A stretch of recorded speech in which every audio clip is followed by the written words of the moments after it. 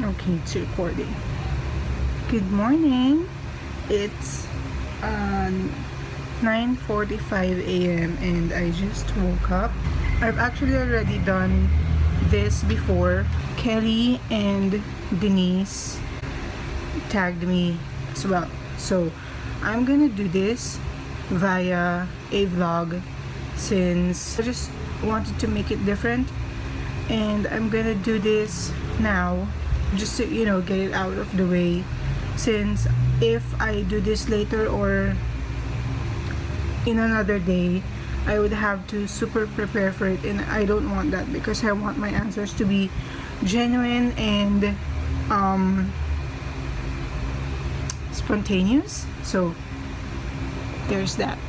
If you were to run for president, what would be your political platform? Actually, dito parang na-pressure na ako. And I'm not the best person to talk about politics with, because this is an embarrassing thing about me, but I rarely watch the news, and so I'm not really that updated. But yeah, so I'm gonna keep this basic. Be president, I really focus on education, because regardless if you're poor or rich, education is something that we all deserve. Like, people can steal your ideas or your concepts, especially if they're already tangible, if they're already there, nakikita mo na siya. But then knowledge is something that can't be stolen from you, especially the things that only you know. What triggers an existential crisis in you? When I question my worth based on my work. Usually when I question if I'm good enough, or if I'm actually good at what I do, and if I have the capabilities to do the kind of work that I'm doing right now, or if the little things, kahit na, am I being an effective blogger? Am I able to reach out to my audience? May substance ba yung content ko? Yung mga ganun tanong lang. Try to look back at all my work, and sometimes I browse through my blog, and that's when it hits me na may worth ka naman. Kahit papano, may worth ka naman. So that's what motivates me, and I strive to get better content. I attend more events, and I don't just do something for the sake of it, because it's important for me na at the end of the day may matutunan ka sa akin kahit papaano. I feel very anxious when people give me constructive criticisms. So even that I take as huge blows. And when you say, I think it's better that you do this, what I hear is, you should not have done that. You should have done this. So, ergo, you're not good enough because hindi mo siya naisip. Hindi mo to naisip. Parang ganun. Do you even get me? Anyway, if you don't, you can just tweet me or whatever. We can chat about it. Would you rather figure out the root of all evil, or the answer to open the gates of heaven? This is an interesting question. Para siyang pang Miss Universe, no? But it's impossible to open the gates of heaven if nandun pa yung evil and chaos. Yun na yung root eh. You're able to address the root issue rather than do band-aid remedies. So that's better for me. Kasi even if you try to open the gates of heaven with shortcuts or codes, parang it's not genuine. It's like knowing the answer to a test paper but not really knowing the fundamentals of it, or not really knowing the real concept behind why you're answering that and why you're studying this. Gets? Can selflessness truly exist if good deeds bring us satisfaction? Yes, of course. Why? Well, I'm a living proof of it, because I've had my fair share of selflessness or selfless acts, and to be honest, it brings me more satisfaction. When being selfless for me is thinking of others before yourself. So my way of being selfless is helping others through the small ways that I can. And when I do that, I tend to feel more satisfied or get more satisfied, and I'm actually happier. It makes me happier than any other amount of money can give me. Kasi parang material things, they're only temporary. Even if alam mo yun, you buy something that you really want, you can use it for just how long? Okay, so I moved out of the room because my brother went in, and hindi naman sa nahiya ako, pero I don't want any audience when I'm doing this. So anyway, your house is on fire. What 3 items do you rush for first? Grabe na pressure ako dito. As in, imagine ko parang susunog yung bahay namin. Phone, dog, and laptop. Okay, why? Well, of course, I need my phone to contact people, and para kasing nandun na lahat ng initial things sa kailangan mo. And dog, si Woody, kasi hindi na siya nakakalakad, so I have to carry him, but I can just, call the 3 other dogs. And my laptop, because andito lahat ng trabaho ko, lahat ng ginagawa ko sa buhay. So feeling ko sobrang kailangan ko siya, pero I imagined the scenario, and I thought na if I was really in a rush, I would probably just grab my bag. Like, it's either, okay, I'm torn because I have 2 bags. So, di ba ang hirap? But anyway, I'm gonna stick with that. Phone, dog, and whatever bag I can grab first. If you could stop something from changing, what would it be? Ang hirap na question na to, pero I guess generally I would like to stop hatred, greed, yung mga ganun, kasi parang feeling ko doon nagro-root lahat ng kasamaan sa mundo. Kasi parang may konting inggit ka lang, or konting, alam mo yun, pag nanasa sa power or material thing or money, parang wala na. Doon na nagkakagulo lahat. 7th question. What does love look like to you? Love, to me, doesn't have a face. It's made of different faces, of different experiences, memories, gestures. I don't know, I can't describe it, but when you see it, you know. 8.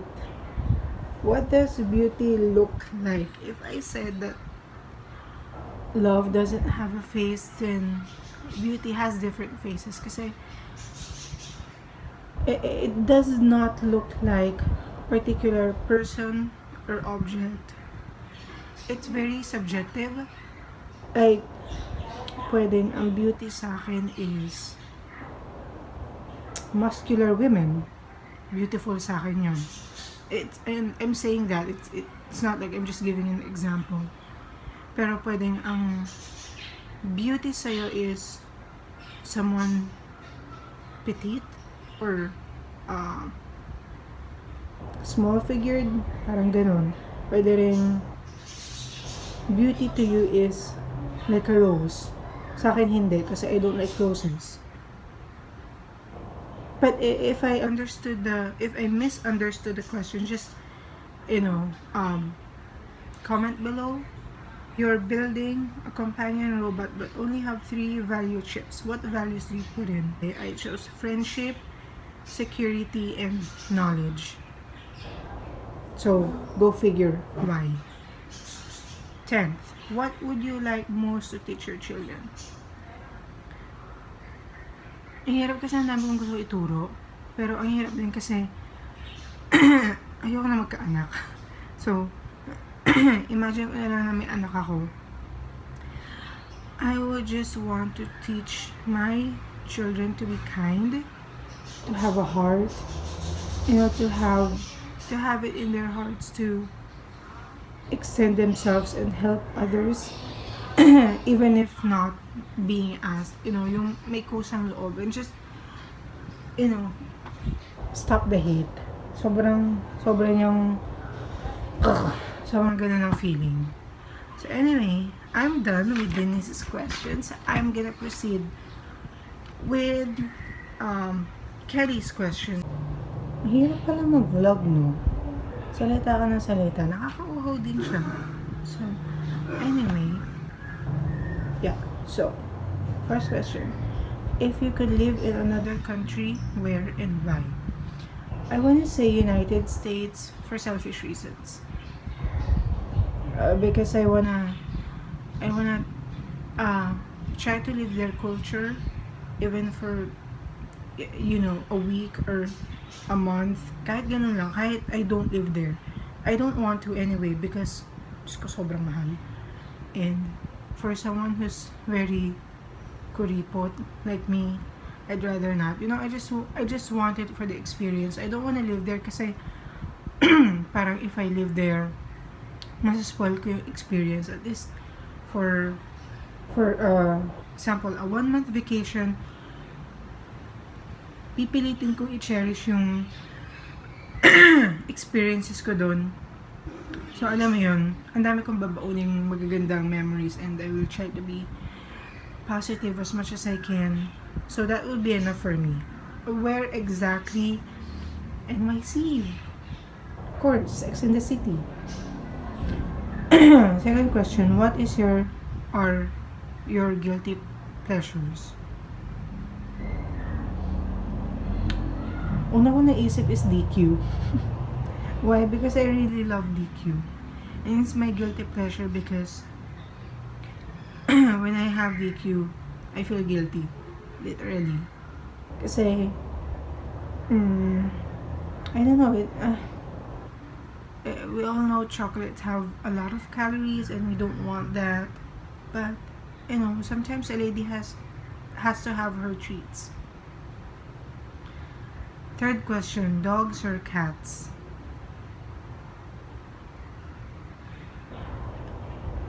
I prefer both. Well, I used to have a lot of cats. Like, I had a dozen of cats before. As in 12. A dozen. And then cats, I mean dogs. I just learned to love them recently actually. Kasi I didn't like dogs kasi I don't know, they didn't appeal to me. But now, syempre, magpapamahal ka kasi you have your pets, right? We have 4 dogs right now. We have 3 dogs inside the house and 1 outside. So, alam mo yun, over time, you'll learn to love them. 4. Kelly, why?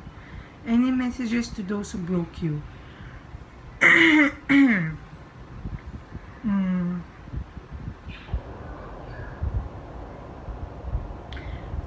I want to say that I hate them, but at the same time, I'm grateful for what they've done. Kasi it's true that what doesn't kill you makes you stronger. And I'm still alive. So that means that I'm stronger now. And I don't know, ang dami ko kasing pangit na experiences about that eh. There are a lot of people who broke me. Siguro, yung iba, unintentionally, but I still got hurt. So, what does that say about my life? I mean, wala eh, ganun talaga. Ganun talaga. So, any messages, I don't know, take care of yourselves, try to be better people. Siguro ganun na lang. Yun na lang. Any messages to those who stayed through thick and thin? I, for one, mahirap akong pakisamahan, I think. Kasi, I don't know, I have my attitude when you get to know me better. I'm not saying na, I'm a bitch or something, pero but of course, this is somehow of a facade still, so you don't really know me, and I'm not saying that I can ruin your life, pero, we have our imperfections, we have our flaws. So I'm really grateful that people um, tried to understand me and are still there, come what may. Minsan wala na silang choice kasi family. Pero,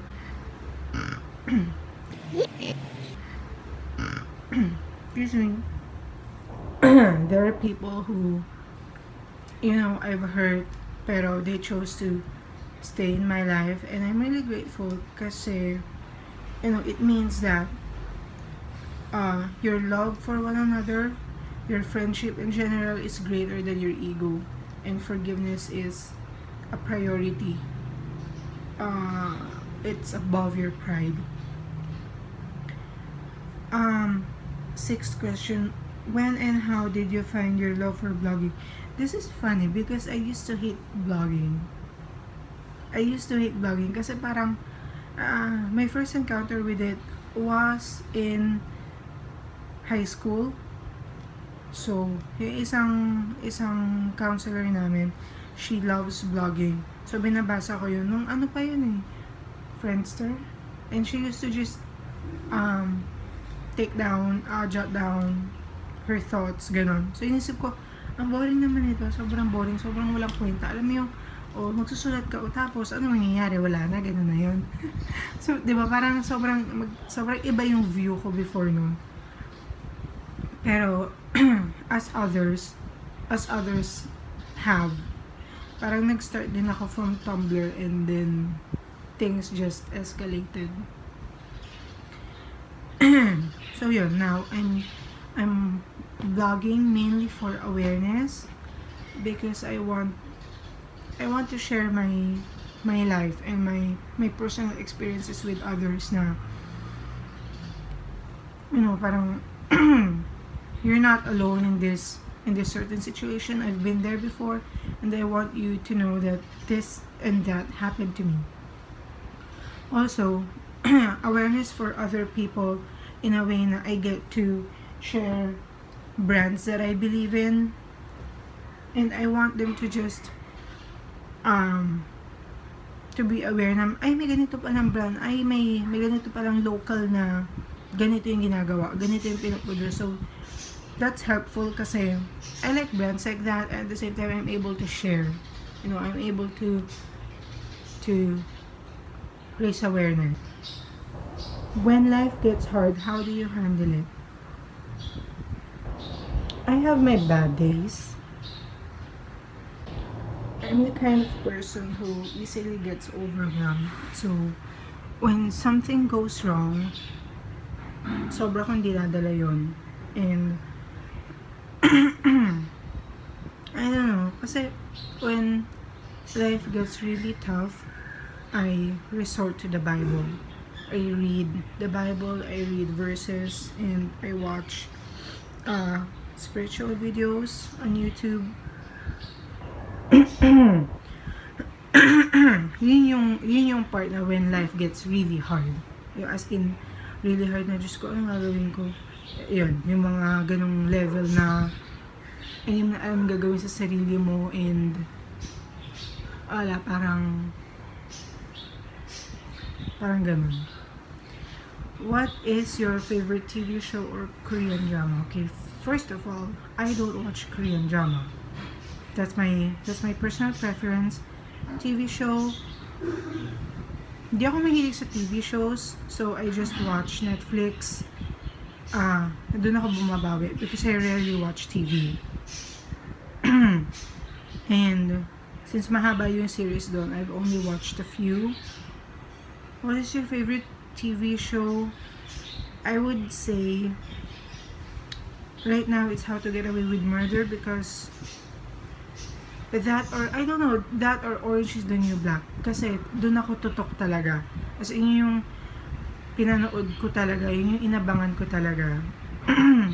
Kasi eventually nanawa ako sa The Walking Dead. Parang you skip one scene, you don't understand everything else that follows, di ba? So ang hirap niya subaybayan. And I've never watched Game of Thrones before, so I can't really comment on that. Like, I don't watch it. Who is your hero?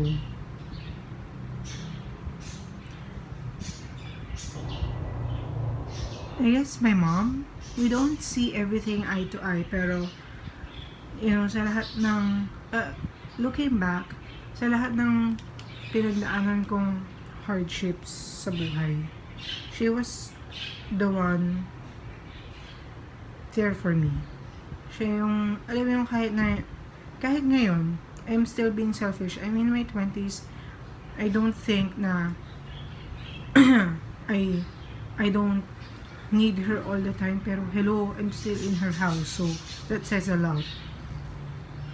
Percy Jackson series or Harry Potter series?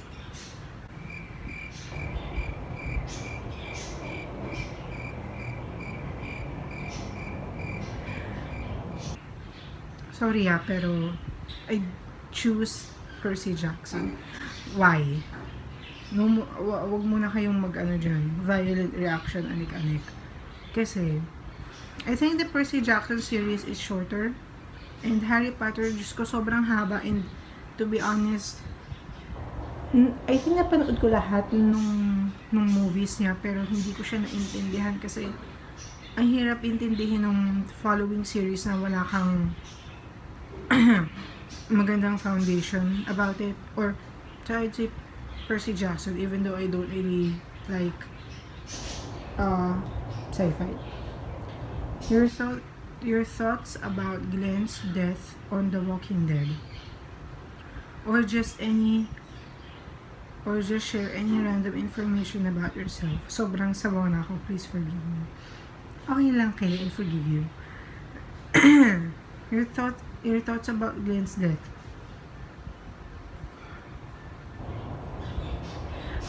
I don't even wanna talk about it. So, ito na yung thoughts ko doon, nababasa niyo na. Ito na yung reaction ko. Kasi iniisip ko pa lang siya parang, ayaw. So, just share any random information about yourself. I don't know, I have big feet. Like, big feet as in size 10 and a half. Ganun kalala. So, imagine just how hard it is for me to shop for shoes. So, thank God there's Payless. Kasi, I have an Asian body but a Western feet. Parang ganun. So, I actually enjoyed this vlogging thingy. So, yeah. Pero actually, nag-enjoy ako. Napagod lang ako kasi grabe. Salita ako ng salita kanina pa. When usually, I just, type everything. But then, I actually realized that it's more time consuming. Kasi, you think about what you have to say, you filter some things. Dito medyo hindi eh. Mas totoo yung sagot mo and, ayun. At least, now you know how I speak. Kung if ever that we meet in person, you know how I'm gonna interact with you. So, ito rin yung makikita mo in person. Pero, probably, mas mahiyain ako. Unless, parang 1 hour na tayo magkasama. Okay na ako dun. So, anyway, thank you for watching. And, Denise and Kelly, thank you for nominating me again. Even though I've done my Liebster Award vlog na before, I'm gonna do this kasi I don't want you to think that I'm ignoring your questions just because I've already done a blog post before. So, yeah, there's that. And I'm just gonna do a quick edit on this. Hindi ko na siya pagagalahin ng sobra. And, ayun, ganda ng lighting mo. Anyway, I'm done. Again, thank you for watching. And, if you want to talk about some things, or if you want to clarify some things about my video, may hindi kayo naiintindihan, may follow up kayo, whatever, just talk to me on my social media accounts. I'm always online. You can talk to me. Huwag na email kasi sobrang luma na nun. So,